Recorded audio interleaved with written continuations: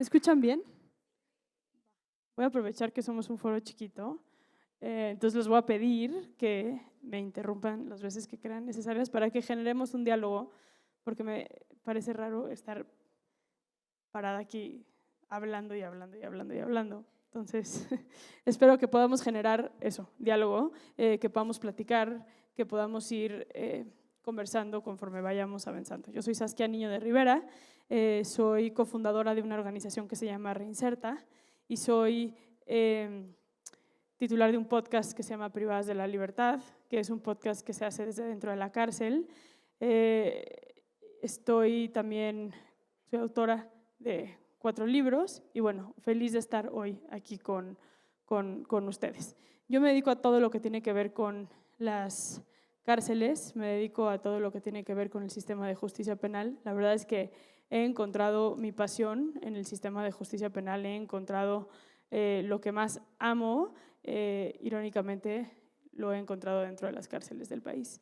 Y soy una fiel creyente que la construcción de la paz se construye a través de la ciudadanía, deconstruyendo lo que desafortunadamente tenemos muy arraigado en México, que tiene que ver con el entendimiento de que la justicia y la venganza son sinónimos. Y me van a escuchar que digo eso muchísimo y hasta a veces yo me canso de decirlo y me canso de escucharme, digo, puta, si yo me doy hueva, a la gente le da peor de hueva, ¿no?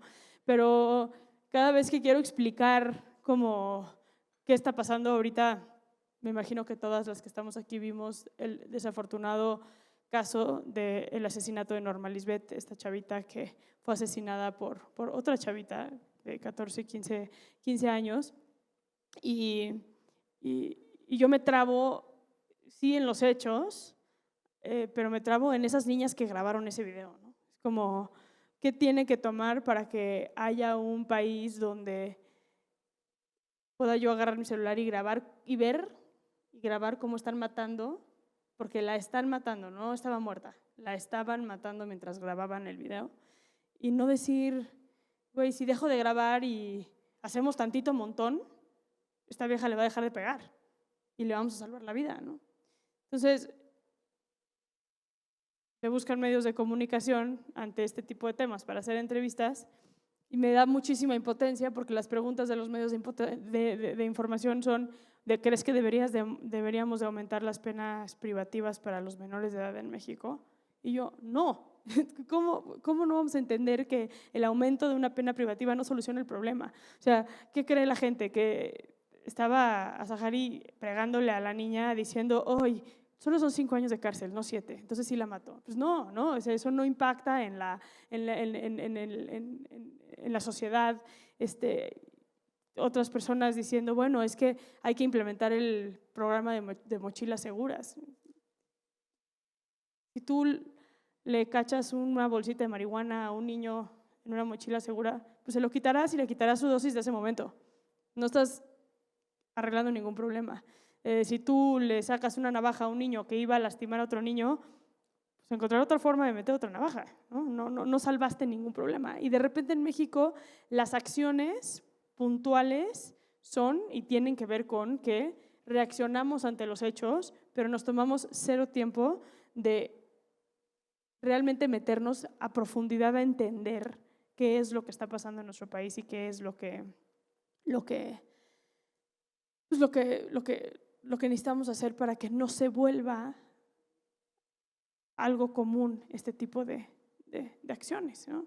Entonces puse yo en mis redes sociales algo del caso de Norma Lisbeth y me escribían muchísimas maestras y me decían, es que Saskia, se nos juzga a nosotras de que no reaccionamos a tiempo, pero la realidad también es que la Secretaría de Educación Pública pues, nos mete muchísimos procesos, protocolos, nos meten en un sistema de burocracia que para cuando dan respuesta o ya violaron a la niña o ya la siguieron violando en su casa o ya mataron a la niña como en este caso o ya perdimos en temas de deserción escolar o ya tuvimos que tomar medidas como correr a los niños porque de plano no. ¿Y cómo no estamos hablando de la reforma educativa, no? ¿Por qué no estamos hablando de la reforma educativa? ¿Por qué no estamos hablando de la importancia de la capacitación de los maestros para que puedan realmente mediar conflictos de acoso escolar sin que se vuelva algo de, pues ahorita está de moda este tema, suben 3 gobiernos y dicen, yo ya implementé la mochila segura y todos dicen, ay, bravo, mochila segura.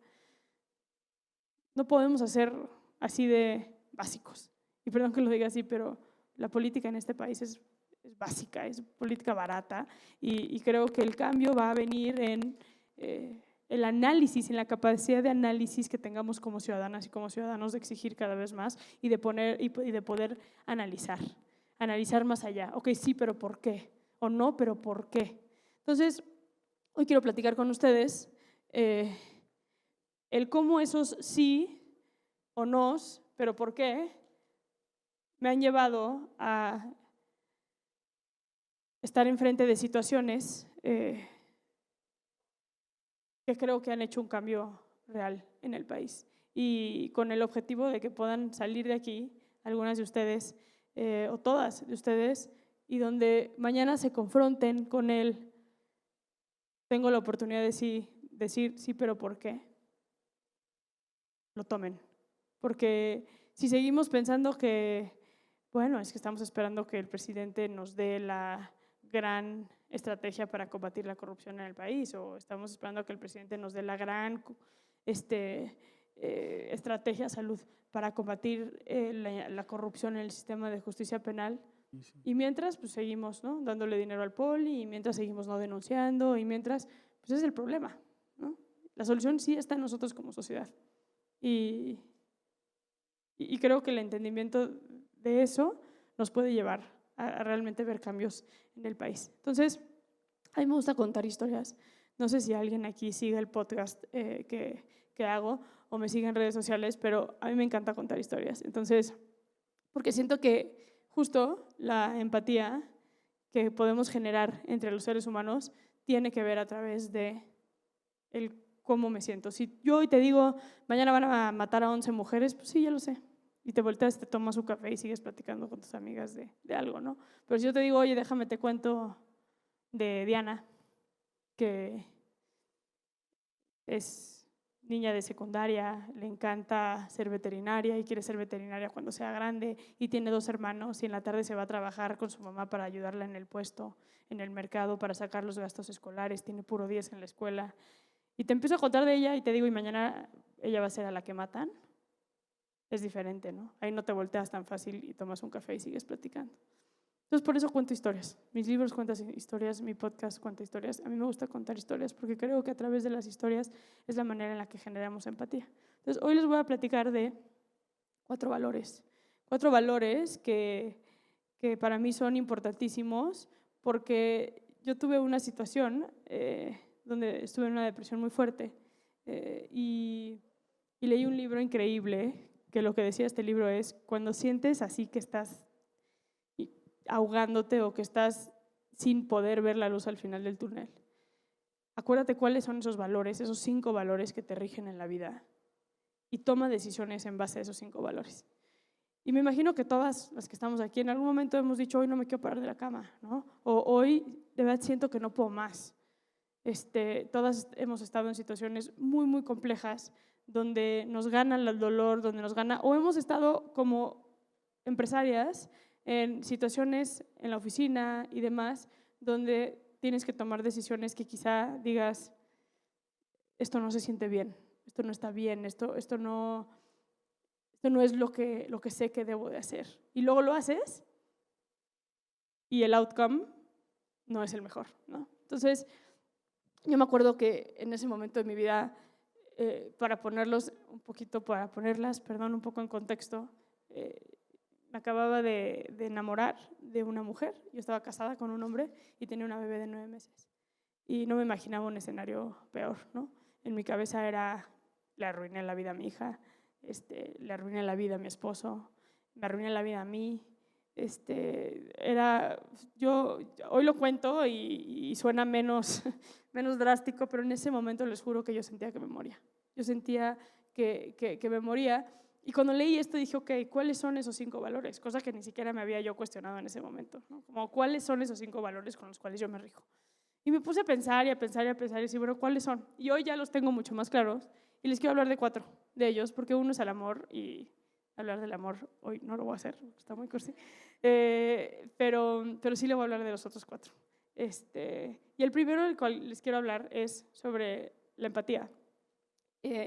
Mi carrera empezó gracias a la empatía. Y tengo muchas historias que tienen que ver con la empatía, pero voy a contarles una historia que se va a ligar a la segunda historia, que tiene que ver con la maternidad en prisión. Yo, como les dije, me dedico a temas carcelarios y tuve la oportunidad de entrar a una cárcel cuando tenía como 21 años y ver un chorro de niños en la cárcel. Pero yo me había asegurado de que yo no fuera a la cárcel en día de visita, porque si algo sabemos quienes nos dedicamos a temas carcelarios es que los días de visita son sagrados, ¿no? Y cuando hay día de visitas en cárceles no te dedicas a nada más que a recibir a tu visita. Entonces yo fui un día que no era de visita, pero aún así vi como 120 niños. Y mi reacción fue decirle a la directora, oiga, ¿qué hacen todos estos niños aquí? ¿No? Dijo, es que estos niños aquí viven. Y ahí dije, ¿cómo? ¿Niños en la cárcel? Y ahí aprendí que en México, cuando vemos esas noticias que detienen a banda de asaltantes o banda de secuestradores o lo que sea que ahora vemos, y ahí ven a mujeres, ¿cuántas de nosotros realmente pensamos, oye, ¿y esta mujer estará embarazada? ¿O esta mujer tiene hijos? ¿Con quién se va a quedar con los hijos?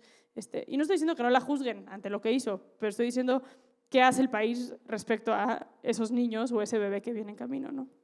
Entonces empecé a trabajar con temas de maternidad en prisión y me di a la tarea de viajar por todo México y conocer todas las cárceles de mujeres en México y ver cuáles eran las condiciones de los niños en prisión. Cuando regresé a México, le dije a Mercedes, mi socia, le dije, güey, hay algo que tenemos que hacer con esto. O sea, está cañón que tengamos un niño que está acostado en una celda en Oaxaca con parálisis cerebral y tenga 9 años y nunca ha visto un médico. Está cañón que tengamos niños de 11, 12 años viviendo en el penal de Acapulco y que ahí nacieron y que tienen 11, 12 años y que nunca han salido de la cárcel. Está cañón que Tijuana, porque el director y por sus pantalones cree que no deben de haber niños en la cárcel, pues les quita a las mamás a sus hijos en el hospital. Y las obliga a cortarse la leche y a regresarlas al reclusorio sin sus menores. Pero en la Ciudad de México están hasta los 6 años, pero en el Estado de México están hasta los 4 años. Pero no, o sea, ¿quién ve por estos niños? Y un día me tocó que fuimos a la cárcel, Mercedes y yo, y había un caos en la cárcel. Así, caos, caos, caos. La directora estaba encabronada, las custodias estaban encabronadas, las internas estaban encabronadas, porque en la cárcel hay una regla que es, con los niños no. Entonces, pedófilos que llegan a la cárcel, así les va en la cárcel, quienes matan a sus hijos, así les va en la cárcel. Entonces, es como una regla, irónicamente, que existe en la cárcel. Y había como mucho movimiento ese día en la cárcel, y yo preguntaba, ¿qué pasó, qué pasó, qué pasó? Y de repente me dicen, es que Juana, vamos a ponerle, quemó a sus hijos. Y Juana tenía 2 gemelitos de 2 años. Y yo como que los quemó, sí, les quemó el cuerpo con un cigarro. Entonces fuimos al área médica y todo el mundo estaba en el área médica, ¿no? Revisando a los niños, viendo a los niños, las custodias, todo el mundo estaba como alrededor de los niños. Y no sé por qué, no me pregunten por qué, porque sería injusto de mi parte decir se me prendió un foco, lo que sea, cero, se me prendió nada. En ese momento dije, ¿y la mamá? ¿Dónde está Juana? ¿Dónde está la mamá? Y todo el mundo se me quedó viendo como, ¿por qué te importa dónde está la mamá? O sea, da igual, la mamá da igual, la mamá es una hija de puta, literal, eso se me decía, ¿no? Se entró con la directora y le digo, oye, la mamá, ¿por qué quieres ver a la mamá? ¿No? Esa delincuente, esa no sé qué. Y yo, bueno, ya me queda claro que la odiamos, ¿no? Que estamos odiando en colectivo, ya lo entendí, pero me pueden contestar dónde está la mamá. La subieron a castigo. Le digo a la directora, oye, voy a subir a castigo a verla. Y me dice, para. Dije, no sé, voy a subir. Y me subí al área de castigo y estaba ella encuerada, golpeada, en unas de estas celdas terribles, donde pues es pura piedra, básicamente.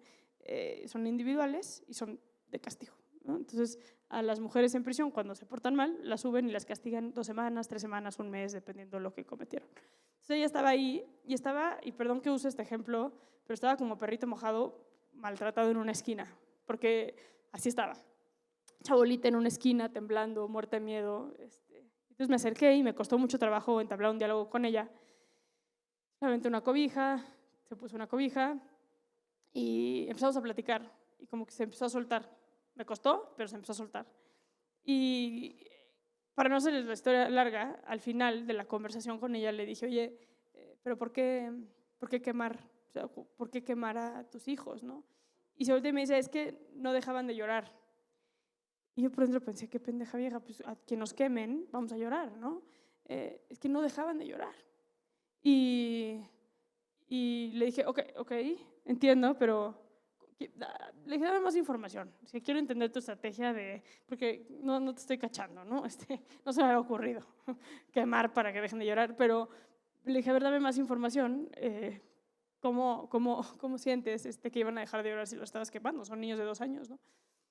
Y en eso me empieza a explicar y me dice, es que vivo en una celda con 5 otras mujeres que son mamás también. A las 6 de la tarde se nos pone candado por afuera de la celda y de 6 a 6 tenemos que estar adentro de la celda. Y yo tengo gemelos, entonces son 7 niños los que estamos allá adentro, desde recién nacidos hasta 6 años, de todo. Y entonces ya me odian mis compañeras porque mis niños se portan pésimo, hay un bebé recién nacido que se despierta todas las noches a llorar, y entonces mis hijos se despiertan y para volverlos a dormir es un pedo. Y empieza como a describirme la dinámica de la maternidad en prisión en 2015 en México. Y le dije, entonces, ¿por qué quemarlos? Y me dijo, pues es que si yo los quemo, cuando lloran van a aprender a que no pueden llorar, ¿no? Y no sé si alguien aquí estudió psicología, pero es la regla del perro y la campana. Es una teoría de Pavlov, o sea, hay una lógica psicológica detrás de lo que estaba esta mujer haciendo. No la comparto, me imagino que muchos de ustedes tampoco, pero es lógico, ¿no? Tú lloras, yo te quemo y entonces mañana, ¿qué va a pasar? Pues ya no vas a llorar. Y entonces de repente le veo los brazos a esta chava y los tenía así llenos de cicatrices, tenía como 26, 27 años y estaba acusada por homicidio. Entonces ahí dije, claro, esta mujer seguro así le enseñaron, y estoy hablando con una mujer de 26, 27 años que está en la cárcel por asesinato. Seguramente esta niña lleva sin llorar desde los 2 años.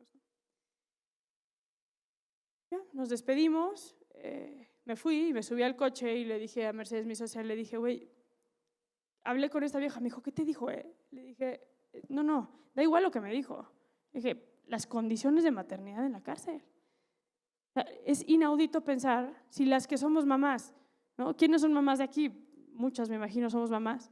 ¿Cuántas veces en nuestras casas solas, con bebés recién nacidos, posparto, ¿no? Esa tercera semana que te tienes que despertar cada hora porque tu bebé llora, tienes ganas de matar a alguien? O sea, sí estás de mal humor, ¿no? O sea, sí dices, ¿en qué momento me metí en esto?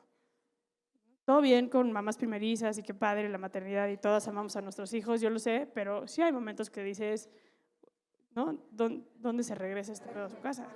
Y la verdad, ¿no? O sea, yo sé que no nos gusta mucho hablar de la parte fea de la maternidad, pero pues existe. Y le dije, pues imagínate ahora en una celda con 7 mujeres, en esas condiciones. ¿Cómo? ¿No? Y ahora te están amenazando.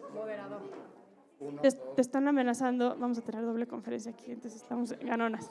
Te están amenazando, ¿no? A los problemas que estás teniendo con otras mujeres que aparte tienen características antisociales.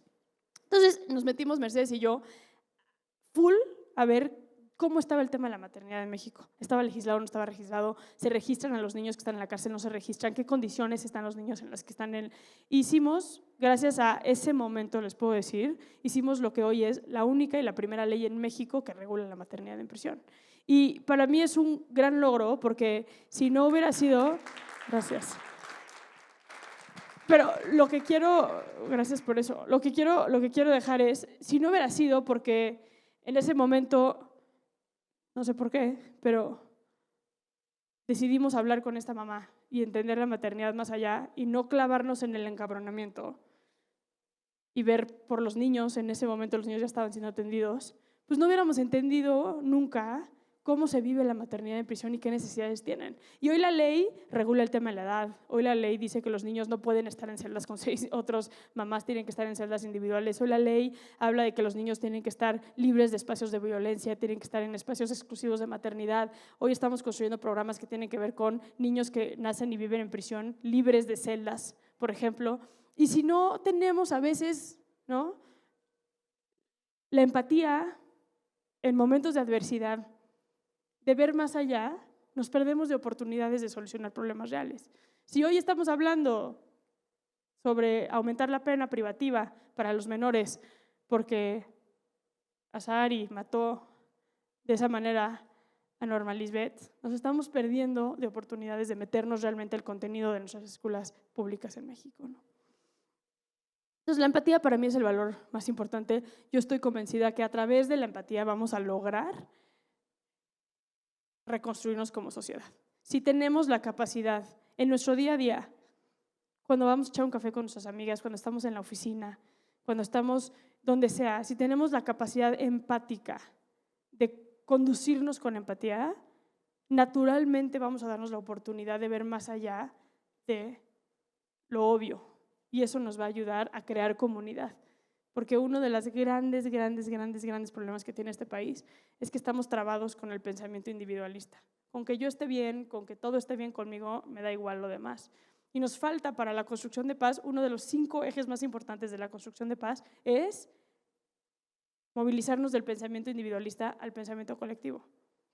Y lo podemos aplicar todos los días, no me digan, ¿sabes qué? Pero ¿cómo lo aplico? Todos los días lo puedes aplicar. Desde cuando llegas a tu casa y tu hija está de mal humor y se está peleando con tu hijo y tú estás de malas porque no llevas trabajando todo el día y así, puedes accionar a un enojo y a un castigo o puedes accionar a un entendimiento de lo que está pasando en tu casa o lo que le está pasando a tu hija. Es una puberta que le va a bajar y está de mal humor porque las hormonas, o quizá pasó algo más allá, ¿no? Entonces, vamos a llevar todo el pensamiento siempre a lo colectivo, en la oficina, en nuestra casa, en cómo accionamos en las redes sociales. Una de las cosas que más interesantes me está pasando con mi podcast es meterme a leer todos los comentarios de quienes ven el podcast. Porque hay unas que de plano, así como, no, pero se le nota luego que es culpable. A ella ni siquiera hay que escuchar su podcast. Es como, súper, no estás lista, amiga, no estás lista, ya sabes, o sea, como, ¿no? Y hay otras que es como, no, pero a ver, hay que entender y hay que ver esto. Estoy a punto de aventarme a sacar un podcast o sea, uno de los capítulos va a ser con un pedófilo y va a estar durísimo y quiero ver la capacidad de pensamiento colectivo que tengamos con ese capítulo, porque quiero que, ¿no? Es un capítulo que entro como a debate con un pedófilo respecto a qué hay que hacer para prevenir el abuso sexual infantil en el país, ¿no? Y hablamos de castración química y hablamos de espacios de salud mental para quienes busquen ser ayudados. Pero quiero ver cuál va a ser la reacción de la sociedad, porque yo estoy lista para que me linchen públicamente, que seguramente es lo que va a pasar, y me da igual, pero creo que el que nos atrevamos a tener estos debates nos va a enriquecer mucho más como sociedad, ¿no? Entonces, la empatía en todo momento.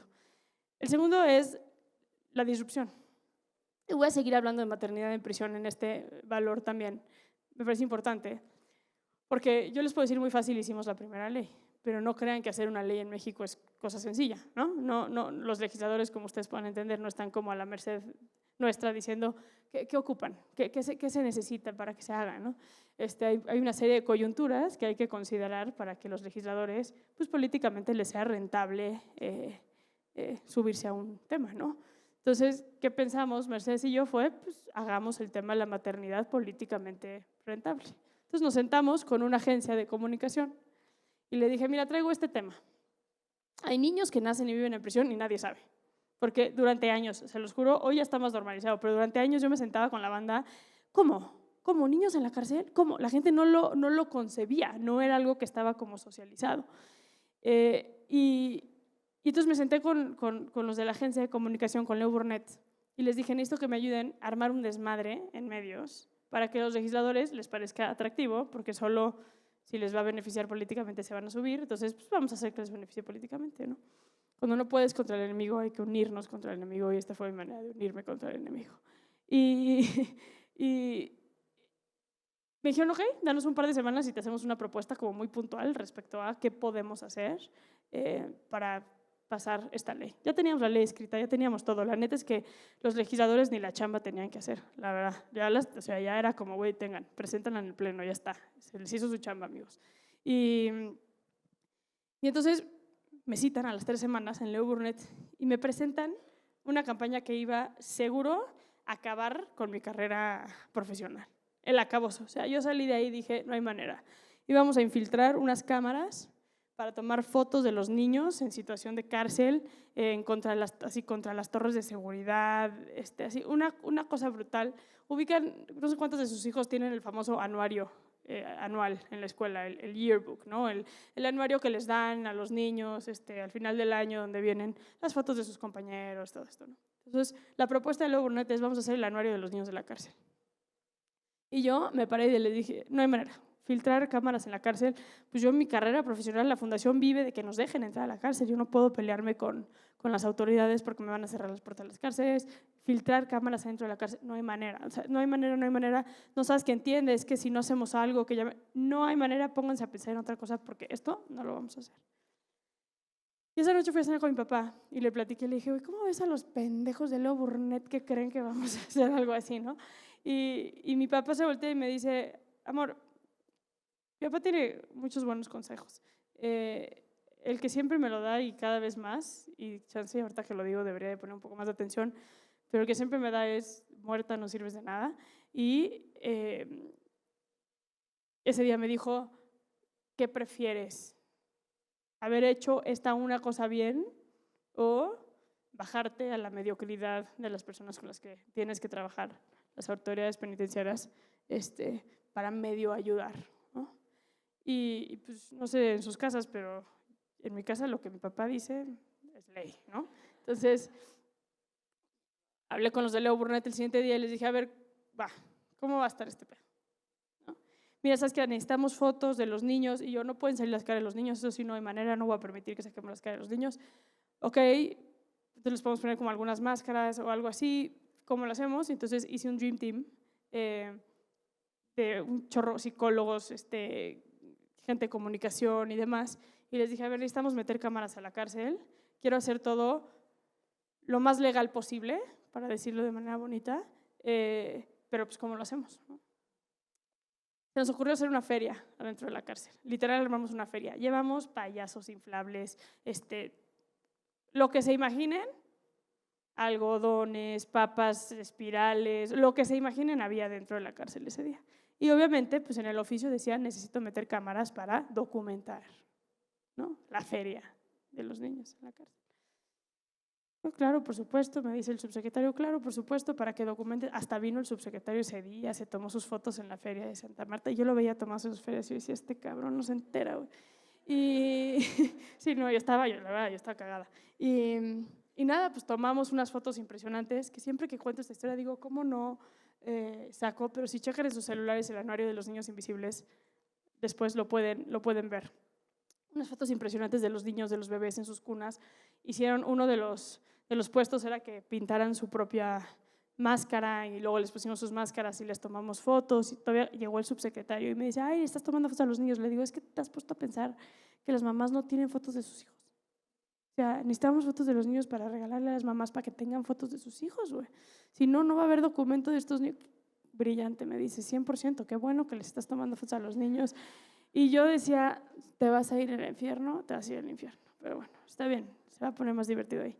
Total, termino y seguimos. Hicimos con los psicólogos unos dibujos donde los niños dibujaron unos dibujos y contaron sus historias. Y el escenario estaba mucho peor de lo que yo me imaginaba. Los dibujos brutales, así, unos dibujos de unos monstruos con penes en las cabezas. Teníamos violencia sexual, teníamos negligencia, teníamos abuso, teníamos… No, o sea, de verdad, si se meten a la página de Rinceta pueden ver el anuario. Es brutal el anuario. Y el día que me lo entregaron impreso, ya habíamos armado la conferencia de prensa. Íbamos a salir con todo. Cuando les digo con todo, fuimos portada en el Telegraph de Holanda, y lo sé porque mi abuela es de allá e invitó a sus amigas a tomar café a presumirles que yo había salido en la portada del Telegraph en México. Fue un madrazo. O sea, ese día me sonó el teléfono y eran 3 senadores diferentes. Se cumplió con el objetivo, ¿no? Y salimos con el anuario, fue un madrazo y se legisló el tema de la maternidad. Entonces, ese día entendí que fue, en la vida, para hacer cambios hay que ser disruptivos. Si nos acomodamos en lo común, si nos acomodamos en la mediocridad, no vamos a hacer grandes cambios. Esa es la verdad. Entonces, cuando algo más miedo nos dé, cuando tengamos que tomar decisiones que sea, puta, sí, está genia esta idea, pero puta, me da miedo, pero no vaya a ser que no sé quién. Excusas, excusas, excusas, excusas. O sea, hay que sacarlas de ahí y tratar de llevarlo, porque México necesita ideas disruptivas. México necesita, no sé ustedes, pero yo estoy hasta la madre de todos los cada 6 años el mismo político hablando con las manos así, necesitamos que se haga, que la chinga. Yo, güey, ¿cómo? O sea, ¿cómo no hay un experto en comunicación que le diga al político, ya no hables así, ya todos estamos, ya nadie le cree, ¿no? Al que, o sea, venía en la carretera ayer y uno que quiere ser senador de la República, se ve que se llama Sergio Pérez, y por qué no su eslogan es Checo Pérez y el Chiquito Flores, ¿no? Es como, ¿no? Como, no mames, ya sabes, como, ¿cómo? O sea, atrevámonos, ¿sabes? A hacer las cosas diferente, a estar a la altura del México que queremos y que pretendemos ver. Y yo creo que la disrupción es, cuando estén ante una situación donde tengan que tomar una decisión disruptiva, siempre tomen la decisión disruptiva. Les juro que eso, aparte, va a ser muy satisfactorio. La tercera es la perseverancia. No sé si ustedes supieron, me imagino que sí, porque fue un escándalo, que encontramos un bebé muerto en el penal de Puebla hace 1 año, 2 años ya. Fue horrible porque al principio yo no lo creía. O sea, cuando me avisaron, oye, sabes que hay un bebé en el basurero de 3 meses muerto y aparte con la barriga abierta, dije, no hay manera. Y yo tengo la bendición, yo sé que ustedes no lo van a ver como bendición, pero yo sí tengo la bendición de que el 70% de la gente que me sigue en redes sociales o está en la cárcel o tiene un familiar en la cárcel, ¿no? Entonces yo, y creo que por eso, luego la gente me pregunta como, ¿cómo le haces para poder entrar a las cárceles? Y como, pues me tienen miedo. La verdad, las autoridades me tienen miedo porque saben que pues, la banda en la cárcel me sigue y cualquier desmadre, pues se puede armar, ¿no? Entonces, no es que me quieran o que me vean con una aliada y dicen, esta vieja la tenemos cerca porque si no nos va a chingar, ¿no? Y dicho y hecho, puse como 8 minutos en mis redes, banda del penal de Puebla de San Miguel, repórtense. En 3 minutos tenía, ¿qué ocupa el LIC? Aquí estamos presentes. Y yo, perfecto, confírmenme este dato. Ya sé, está cabrón. Cuando lo veo de afuera digo, qué cabrón, pero luego se me quita. Y total, confirmó y fue una semana de infierno. De entrada, ese día me dio COVID, o sea, en la madrugada, esto pasó a las 7 de la noche y a las 2 de la mañana yo estaba ahí que sentía que me moría con COVID. Y fue una semana durísima porque yo creo que en una semana hice como 140 entrevistas. Ya no podía más, pero aparte fue como una entrevista tras otra que iban como sacando información nueva. Y obviamente pues tenía yo a gente, porque siempre hay gente buen pedo en lugares horribles, y entonces yo tenía gente que me filtraba. No te puedo decir quién soy, pero te mando esto, ¿no? Entonces me empezaban a infiltrar información y los políticos salían como a defenderse, ¿no? Especialmente nuestro supergobernador Barbosa, el primero en salir a defenderse, ¿no?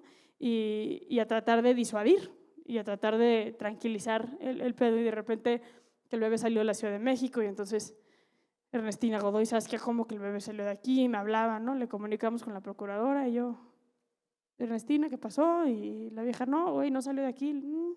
Chécale bien, porque sí salió de aquí. Y yo cagada, ¿no? Porque y si no, y si me están mandando mala información, no, y si, no, como, pero a la vez como con mucha impotencia de que los políticos estaban tratando de limpiarse, ¿no?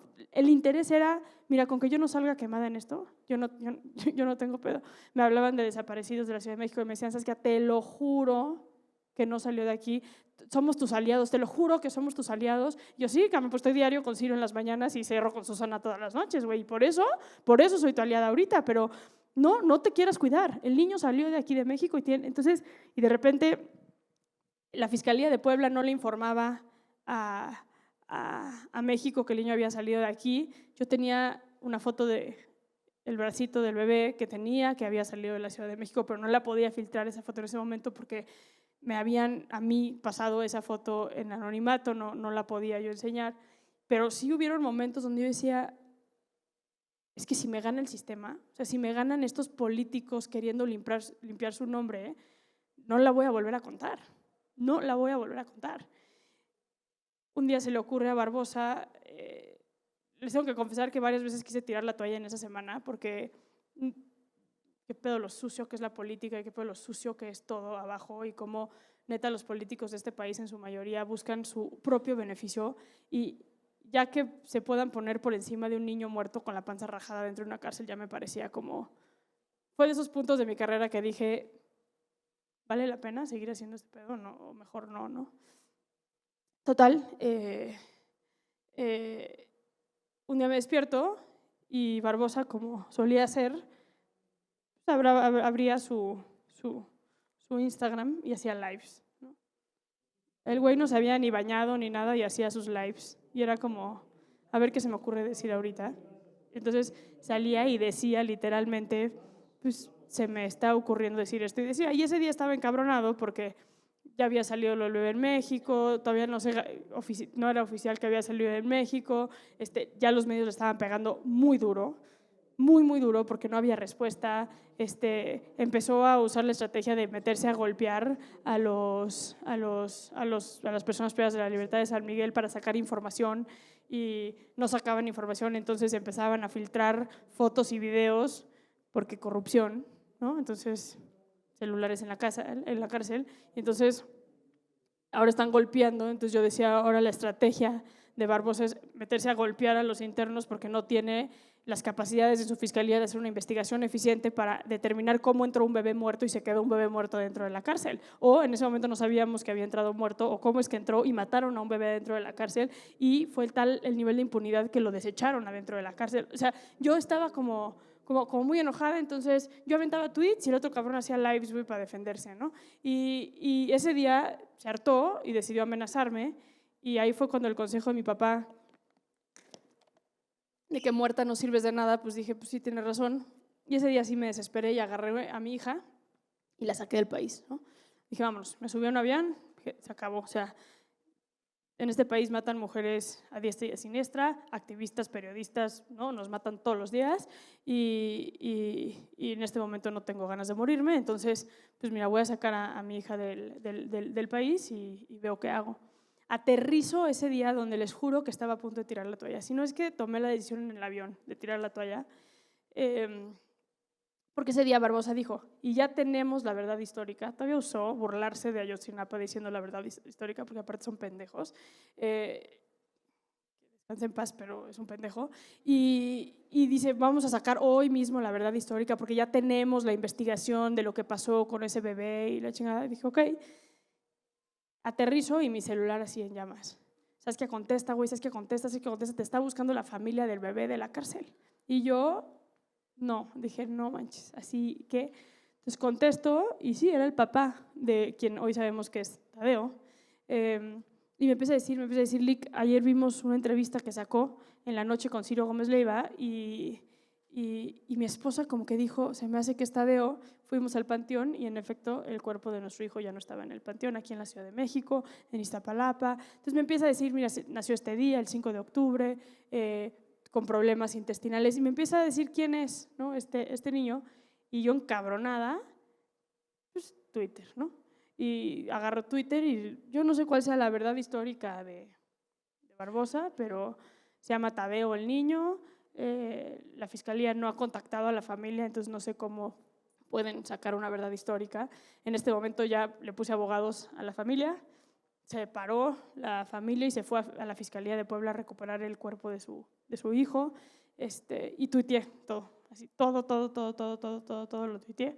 Obviamente Barbosa más se encabronó, ¿no? Los medios, era una súper nota, ¿no? Ya sabíamos quién era el niño, incendiaron los medios y en ese momento me hablaron del gobierno de la Ciudad de México y me dijeron, ¿dónde estás? Les dije, no estoy en México. Me dijeron, regrésate, queremos hablar contigo. Regresé y la jefa de gobierno de este país y el secretario de Seguridad me dijeron, en esta ciudad no te va a pasar nada. En esta ciudad no te va a pasar nada y aquí eres una aliada y te vamos a cuidar. Cosa que agradecí en el infierno en el que yo ya estaba en ese momento con todo lo que estaba pasando, ¿no? Y les digo que en esos momentos como de decir ya no puedo más, ya no voy a combatir el sistema, esto no va a cambiar, la perseverancia en mi carrera en general me ha enseñado.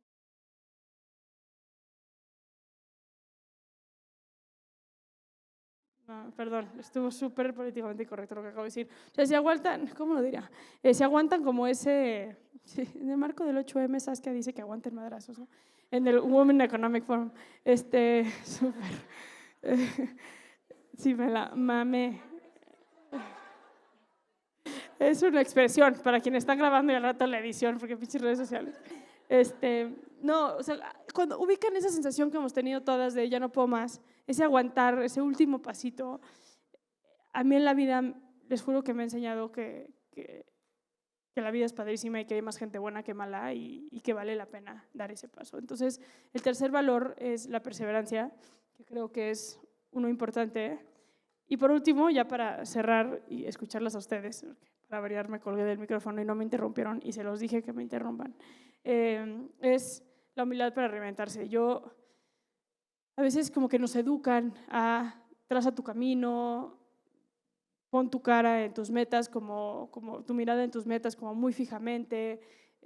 Y yo creo que la vida es brutal, o por lo menos conmigo la vida ha sido brutal, de cuando pienso tener todo un plan hecho, la vida llega, me lo destruye y me pone algo todavía más chingón enfrente, ¿no? Entonces, la humildad siempre a nivel profesional me parece que es importantísima. Decir, ok, esto no estaba en mis planes, pero igual y me encantaría conocerte porque quizá puede ser alguien que no pensé en conocerte, pero podemos hacer cosas juntas. O fíjate que me ofrecieron este trabajo, no estaba dentro de mis planes, me va a sacar de mi zona de confort, pero quizás es una gran oportunidad para aprender más, para crecer más, para hacer más.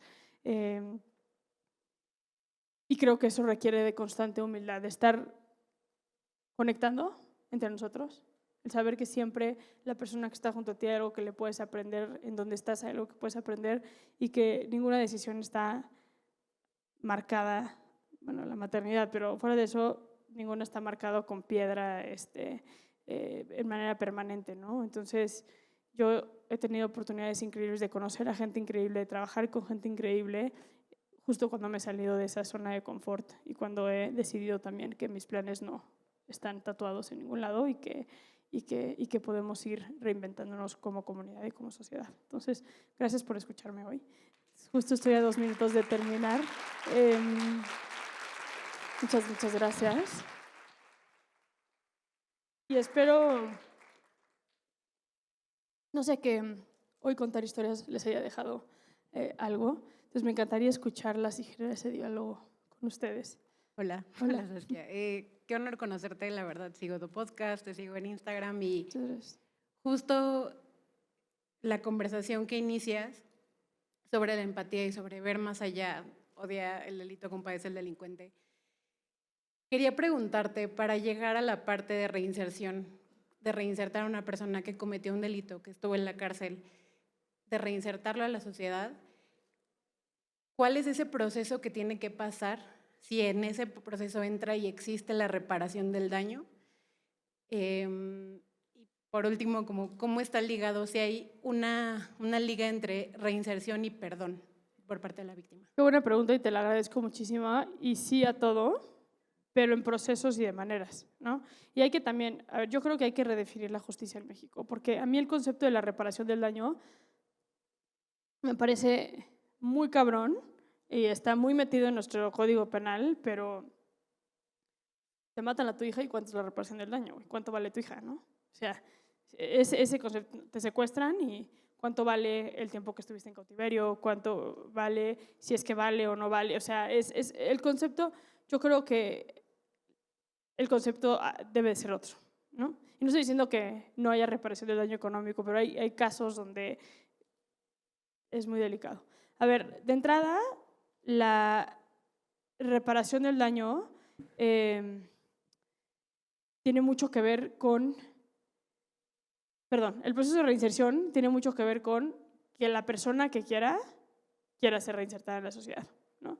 Y el primer proceso clave para trabajar con alguien, para empezar a trabajar su proceso de reinserción, es aceptar el delito. No sé, quienes siguen mi podcast, no sé si vieron el caso de me olvidó su nombre, ay, el Harry, ay, por un segundo, ¿no? El Harry, ¿para qué usó mi podcast? Para confesar su delito.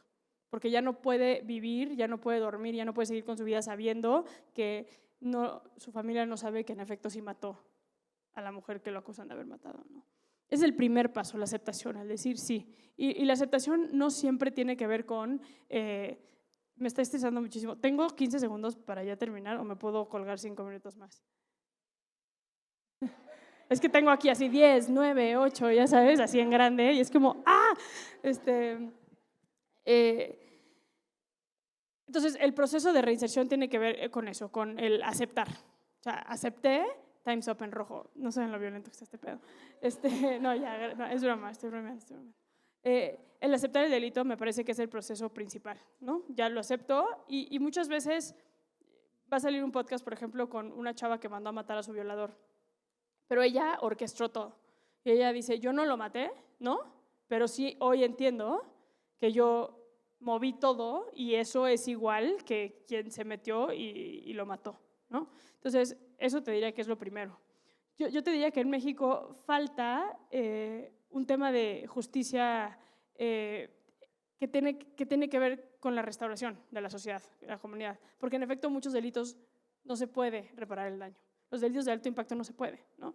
Entonces, ¿cómo puede esa persona que cometió, voy a hablar desde el lado de los agresores, ¿cómo puede esa persona que cometió ese delito el reparar, ¿no? Yo tenía un chavo en nuestra casa de medio camino, menor de edad, que se dedicaba al secuestro, Víctor, y me decía, güey, es que como que, ¿cómo me despierto todos los días sabiendo que no soy un secuestrador?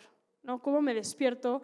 Y fue el sismo del 17 y el güey orquestó así todo un movimiento para ir a las comunidades más afectadas con todos sus güeyes, así sus cuates, no los secuestradores, o sea, los chavos y demás, y ayudar como a los niños. Y algo que platicaba yo mucho con él me decía es que se siente cabrón el sentir que le estoy regresando algo a la sociedad del daño que hice, ¿no? Entonces, la reparación del daño no necesariamente es un tema de yo te hice, entonces reparo contigo, porque el delito afecta a una sociedad completa. Entonces, igual y llámate a tu hija y ya no puedo revivir a tu hija, pero hay una reparación del daño que puedo hacer. Y la reparación restaurativa ante la sociedad es importantísima para recuperar el proceso de paz de la sociedad. Hoy México no está en un proceso de paz, estaremos todos de acuerdo, todos estamos bien pinches encabronados, güey, nada más queremos venganza y linchamiento. Eso no es un proceso de paz. Un proceso de paz es el entendimiento de decir, tanto la víctima, tanto yo como víctima, como sobreviviente o como víctima de X delito, necesito perdonar para perdonar este odio que tengo, perdonarte a ti, para yo también seguir adelante con mi vida. Y yo sé que es muy difícil, te mataron a tu hija, violaron a tu hija, o sea, me imagino que el perdón es un momento, pero parte del duelo y de los 5 ejes del duelo de una persona víctima es el perdón. Y puedes no perdonar nunca jamás y vivir con ese odio, pero pues luego esos odios sacan cáncer y hacen un chingo de cosas en tu cuerpo que no están padres. Pero ese perdón también el agresor lo tiene que recibir y lo tiene que tomar y tiene que entender que está reinsertándose en una sociedad en la cual no se le va a rejuzgar por lo que hizo, sino que le va a dar la oportunidad de realmente pertenecer. Porque entonces luego decimos que se reinserten en la sociedad, pero pues ¿quién les da chamba? Nadie. Cartas de antecedentes penales en todos lados. ¿Dónde has estado los últimos 20 años? Pues en la cárcel. Entonces aquí no vienes a trabajar. Entonces de repente es como, ¿cómo? ¿No? ¿Cómo quiero que no haya reincidencia delictiva si como sociedad tampoco estamos preparados para recibir a quienes vienen de haber dañado a la sociedad, ¿no? Y eso creo que es súper importante. Y regresamos a lo que empezamos a hablar como muy al principio, que es esta chava que mató a Norma Lisbeth. Esa chava, todavía no la sentencian, pero vamos a que le dan una medida de 5 años, que es la pena máxima, que yo creo que es lo que va a pasar, o de 3 a 5 años por ser un caso mediático. Cuando salga, siempre va a ser la del video que mató a Norma Lisbeth, o ahorita reinserta, nosotros la tenemos a ella, por ejemplo, ahorita. Ya estamos trabajando con ella en su proceso de reinserción y vamos a trabajar con ella el tiempo que le den de medida. Ponle que reinserta la ayuda que te cagas, y se vuelve la vieja más empática, la menos violenta, se arrepiente horrible de sus hechos, sale a la sociedad y qué sociedad la va a recibir, ¿no? Y eso también es bien importante. Y lo vivimos en Chihuahua con el caso del niño Christopher, ¿se acuerdan? Que lo secuestraron y lo torturaron horrible. estuvieron privados de la libertad 2 de esos niños y salieron después de un proceso de reinserción y se tuvieron que ir del país, ¿no? Se cruzaron la frontera porque fue aquí, o sea, la venganza es cabrona. O sea, ahora estoy haciendo un documental con un feminicida que se llama Juan Carlos Bejar, alias El Monstruo de Catepec, y estamos viendo lo de sus hijos también, que está bien cabrón porque muchas de las familias de las víctimas ya dijeron que cuando den con los hijos van a matar a los hijos, ¿no? Las familias de las mujeres que Juan Carlos mató, y es como, güey, no, ¿cómo? Los hijos que tiene, no, pues si me quito a mi hija, voy a quitarle yo a sus hijos. Es como, no sé si eso funcione tanto, ¿no? Entonces, sí, sin duda es un proceso importante. Sí. Sabes que no, primero para agradecerte, soy Julita Barreto de Colombia, admiración profunda con lo que dices, he tenido la oportunidad también de entrar a muchas cárceles colombianas y está, acá dicen está cabrón, Sí. Perdón por el francés, como nos parecemos, o sea, tanto en la belleza de países que tenemos como en todas las injusticias que pasan. Primero, entonces me quiero poner a tu disposición para ver si podemos hacer algo juntas, como decías, y segundo, sé que las personas que has hablado han cometido errores, han cometido delitos y yo creo en las segundas oportunidades. Pero ¿qué hacer con las injusticias? Digamos, anoche leía un artículo, pasó en Bogotá anoche en la tarde, una mamá que la llaman del colegio de su chiquito diciendo que el niño está desnutrido hace 2 semanas y entonces la mamá, ¿qué hace? Roba un pollo asado para darle comida a su familia en el fin de semana. Pasaron unos meses y ayer la pararon en la policía, le pidieron su documentación y que sale antecedentes penales y la metieron 14 años a la cárcel por robarse un pollo para que su hijo y su familia no se murieran de hambre. Ese es el problema, yo Entonces, creo, con la venganza, con el sistema de justicia vengativo, ¿no? Queremos ver a gente en la cárcel. En el contexto en el que estén me da igual, pero quiero ver a gente en la cárcel, porque eso me da... Alguna vez un secretario de Seguridad Pública me decía, ¿sabes qué? El peor error, y creo que tiene toda la razón, el peor error que tenemos en México es que medimos los niveles de inseguridad con la cantidad de gente que detuvimos. Y por supuesto, porque tienes el ENVIPE, que te saca cifras como que el 75% de los mexicanos no confían en las autoridades de primera respuesta, policías, ministerios públicos, etcétera. Pero a la vez, ¿no? Estrellita en la frente, porque detienen a tantos, y todo el tiempo estamos alimentándonos con se detuvo a estas personas, como si eso como si eso generara realmente. ¿Quiénes le damos seguimiento si realmente lo vincularon a proceso o no lo vincularon a proceso? ¿Quiénes nos cuestionamos si realmente esa es la persona que fue o no fue? ¿O es una persona inocente y nada más están queriendo limpiar carpetas, ¿no? Entonces, yo creo que eso es uno de los grandes errores que tiene este país y muchos países en Latinoamérica. Pues no falta más. ¿Qué hacer uno como persona? ¿Qué haces tú como una persona del común desde este lado ante una situación de estas? No sé si es justicia o injusticia. A mí me parece una locura. O sea, me parece desproporcionado absoluto. Yo creo que ahí te voy a contestar dos maneras. Una es lo que puedo hacer a nivel personal, que nunca me gusta generar esta percepción de, pues sí, qué angustia que hay una mujer en Colombia, pero yo qué puedo hacer, ¿no? Es uno, como sociedad, no tolerarlo. O sea, no aplaudir este tipo de iniciativas, porque no nos damos cuenta, pero la aplaudimos. Sí las aplaudimos cuando mataron a Devani en Nuevo León. ¿Cuál fue la solución para el Senado de la República? Aumentar la pena para feminicidas. Y lo aplaudimos. Y eso no sirve de absolutamente nada. Entonces, aplaudimos iniciativas pendejas. ¿Por qué? Porque prisión preventiva oficiosa, robo, ¿no? Entonces, vámonos a la cárcel por robar. Claro, ya está hasta la madre. A mí se metieron a robar a mi casa y estoy hasta la madre. Entonces, robo, prisión preventiva oficiosa. Esta es la historia de la mujer que roba. Y eso no lo pensamos. Entonces, es justo el cómo al día a día generamos la conversación necesaria para pensar más allá. Y les voy a dar un ejemplo puntual.